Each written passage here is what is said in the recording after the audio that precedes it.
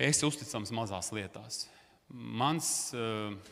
Mana lauva, mans lācis bija mana problēma mājās. Mēs tikko bijām uzbūvējuši Imantā skaistu māju, man bija ļoti laba darba vieta. Nebija problēma aiziet no darba vietas, ka tikko bija veikala vadītājs ZZK firmā, pacelta liela alga, bija izprasījis to algu, viņa mēnesi domāja, bet viņa teica, labi, mēs tev dodam lielu algu.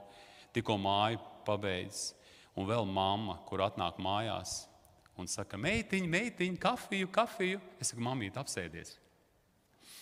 Ko tu esi izdomājis atkal? Es saku, mamīt, māja ir pārdota, un mēs braucam projām uz Jēkabpili.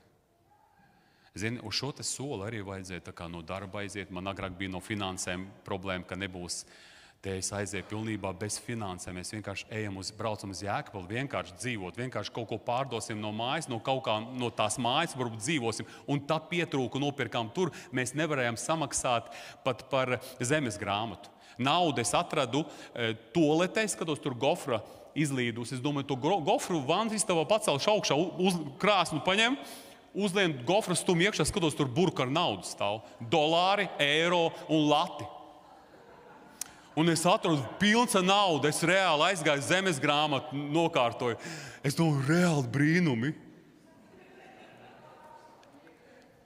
Zini, Dievs noskatīs, Dievs svētīs.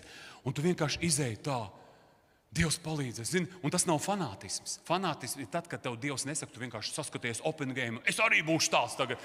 Tu zini, uz entuziasmu kādu laiku pabūs, bet pēc tam bērni nāk klāt, tēti, ēst gribās. Tāpēc tas ir tas nākošais, ka nezaudē savu identitāti.